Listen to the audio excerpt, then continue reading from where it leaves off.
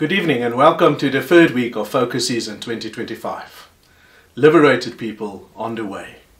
We have seen in the previous weeks how the Lord delivered Israel out of Egypt, how He led them through the Red Sea, and how He also cared for them physically during the time that they moved through the wilderness. This week we focus on the events at Mount Sinai, where the Ten Commandments is given to them, and where the Lord also renews the covenant that He already made with Abraham, Isaac and Jacob. The whole intent of what happens here at Sinai is actually the intent of Exodus itself. The Lord did not go to save the people so that they could simply be saved from being the slaves of the Egyptians. No, they are saved so that they can belong to Him, live in a relationship with Him, and have their identity shaped by His identity. This is where a particular problem arises. The Lord is holy, and therefore Israel must also be holy to gain access to Him. The reality, however, is that they were not holy, and therefore there is this constant tension. There's the joy of the Lord bringing His people to Him at Mount Sinai, but there's also the reality that these people cannot be with Him at Sinai or in any other place.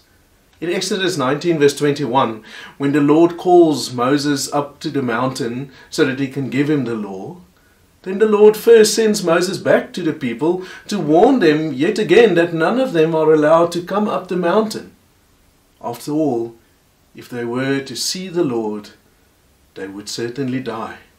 Similarly, in Exodus 20, after the law was given, the people asked Moses that he rather speak to them himself rather than having the Lord speak to them, because when the Lord speaks to them, they will surely die. Now to us as modern people, this sounds strange. We are so used to almost unlimited access to anyone. This is revealed in the attitude with which we sometimes arrive at a store or a business, and then we ask not to speak to the sales clerk, but rather to speak to the manager or better even to the owner. We want to see the highest authority, and we feel entitled to do that. That is why it sounds so strange to us that we cannot have access to the Lord.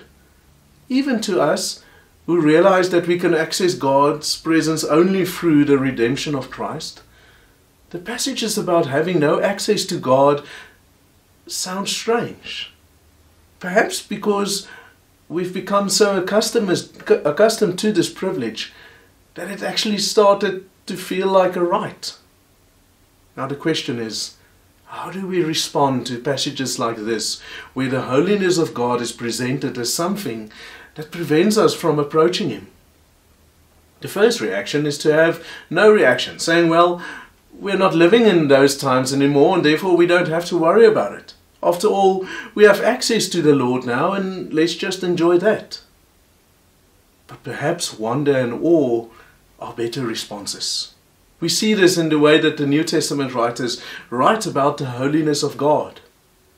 The Apostle Paul reminds the young Timothy in 1 Timothy 6:16 that our Lord dwells in inaccessible light, and that all honor and power are due to Him. In a similar fashion, when the writer of Hebrews reflects on the difference between the Old Testament and the New Testament believers, he says in Hebrews 12 that the Old Testament believers had arrived at the mountain that was full of smoke and the sound of trumpets, a frightening experience. But we as New Testament believers, we have come to another mountain, a better mountain, Mount Zion, made accessible to us by the sprinkling of the blood of our Lord Jesus Christ. But then he still ends the chapter with the call in Hebrews 12 saying, therefore, since we are receiving a kingdom that cannot be shaken, let us be thankful and so worship God acceptably with reverence and awe, for our God is a consuming fire. You see, when I remember who the Lord is, then the awe of the Lord shapes me. When I keep this miracle of who He is in my mind, then my wonder grows about who the Lord is. My amazement at what our Lord Jesus Christ did by giving us access to this holy God, multiplies. May the Lord bring us under a deeper impression of how great a privilege it is to be able to live in the presence of the Lord. Good evening.